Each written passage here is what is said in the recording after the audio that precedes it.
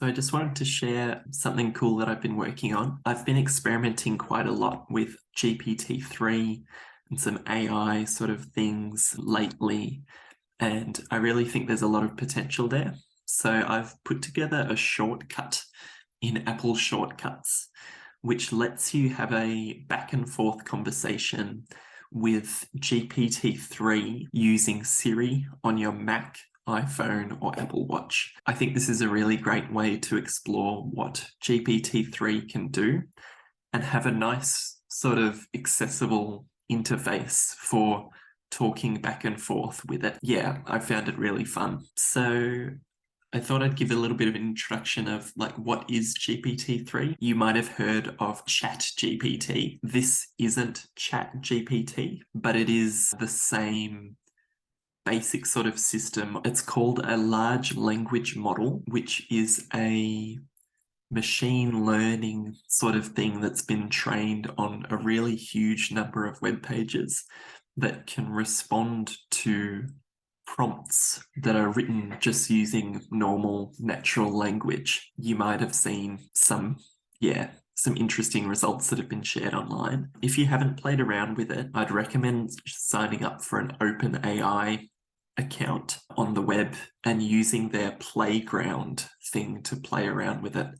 I'll just show you here. So platform.openai.com. There's this playground that's a very sort of accessible way of typing in prompts and seeing what the response is going to be. Yeah, so that's GPT-3. Apple Shortcuts is a program on macOS and iOS that lets you make little scripts that can do different things automatically. So gives you this sort of nice interface to sort of chain together things without needing to learn a different programming language.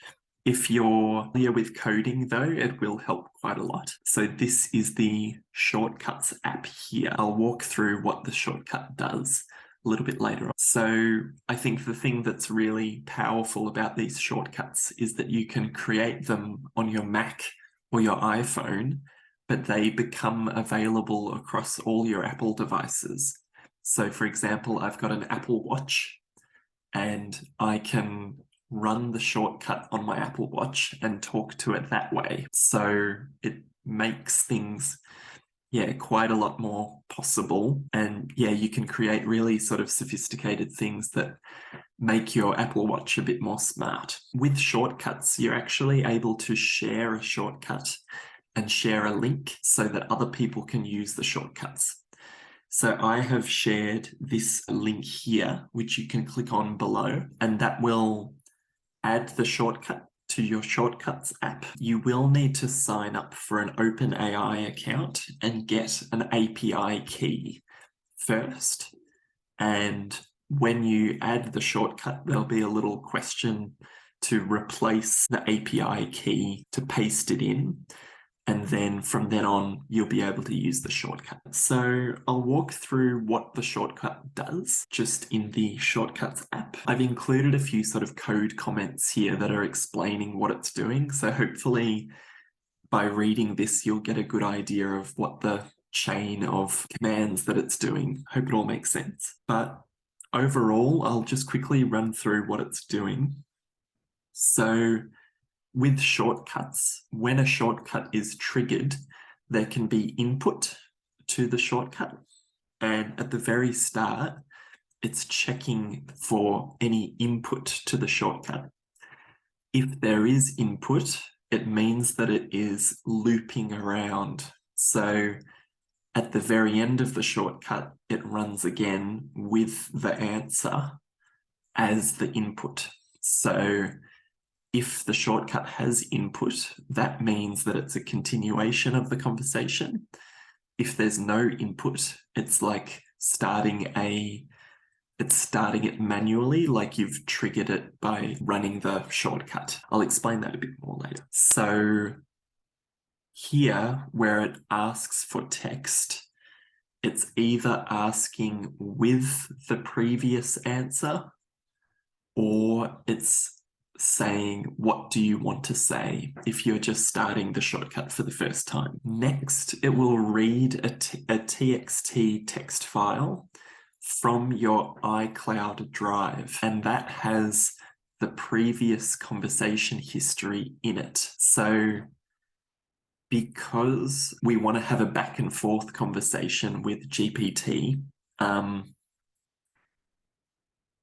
it needs to include that previous conversation history in the prompt so that it has that contextual information. If we didn't do that, it would be asking a new question from scratch each time, and it wouldn't remember the previous question.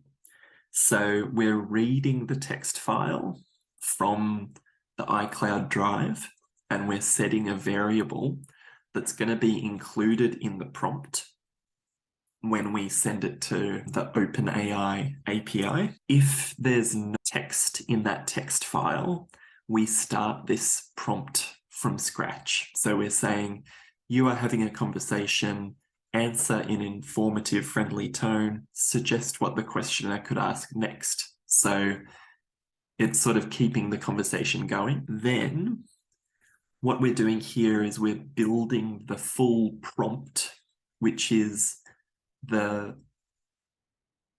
text that we're going to send to OpenAI as our question. It's going to include all of that past conversation and the current conversation, and then it's going to say answer : so the GPT is going to fill in, it's going to complete from that line. So by saying answer, we're prompting it to fill in the answer. Next, we're making that API request. So it's using the API key that we entered when we added the shortcut.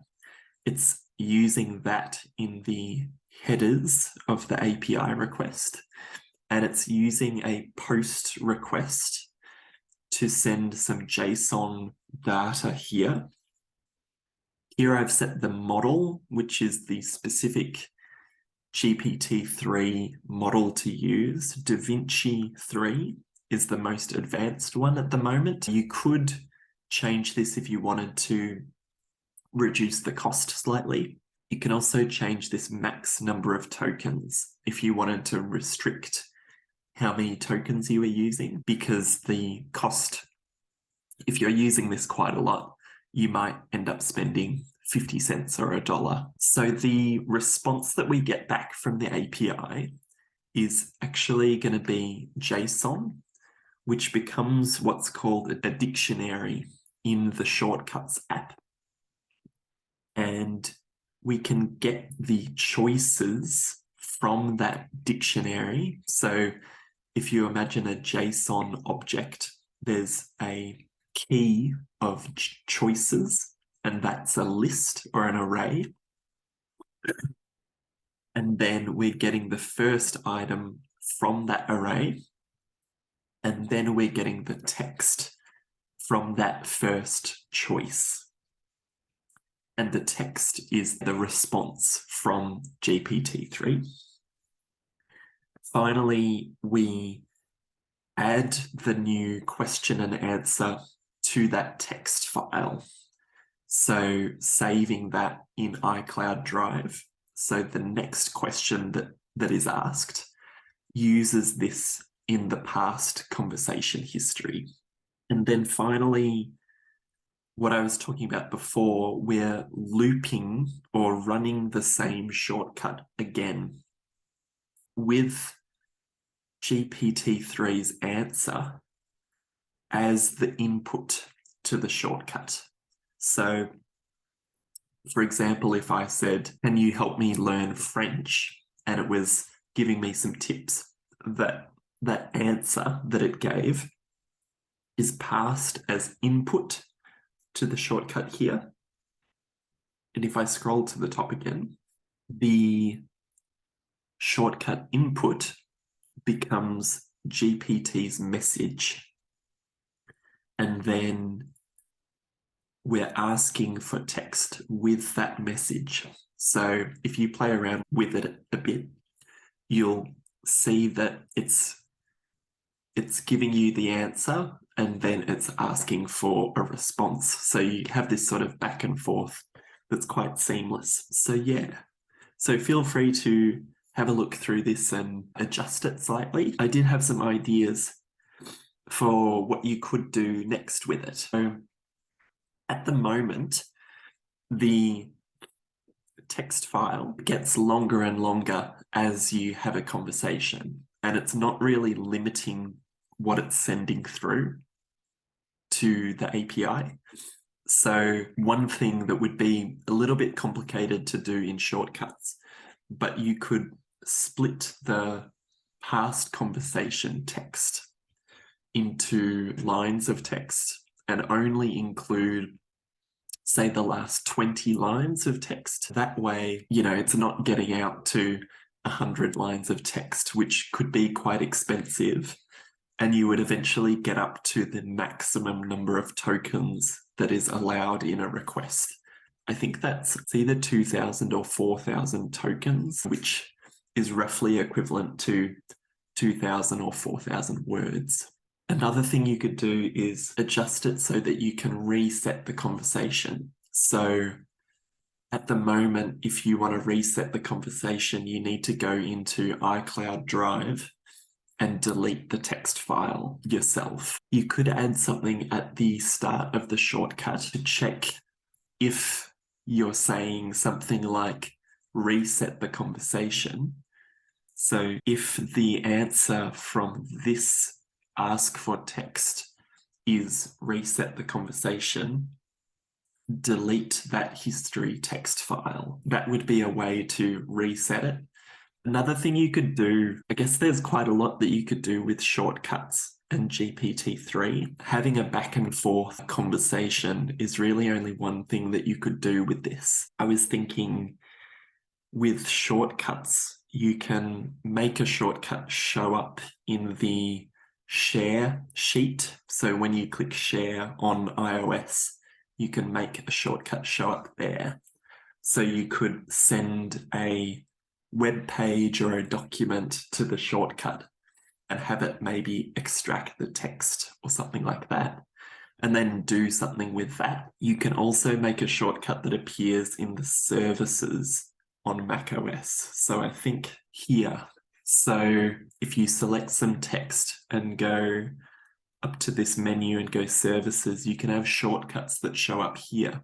So maybe doing something like select some text, send it to a shortcut that summarizes the text and then inserts that text below or something like that. Another thing that's a bit more advanced would be adding personalized knowledge to improve the output of GPT. At the moment, we're doing the back and forth conversation and it's remembering what it has said, but we're not giving it any extra information. It's possible to index information and use that in your prompts so that you're giving GPT more contextual information, and that also lets you get around the limitation that GPT is only trained on data up until 2021.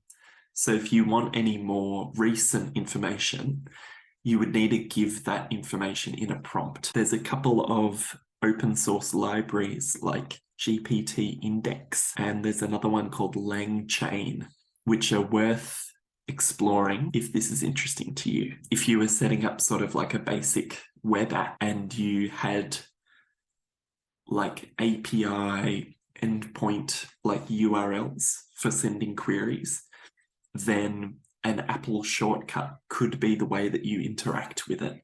So it doesn't need to be a web app that you access in a web browser. I think that pretty much covers it. But yeah, I hope this is a useful and a fun way to play around with GPT and yeah, learn more about what it can do. Feel free to reach out if you have any ideas or any questions. Thanks.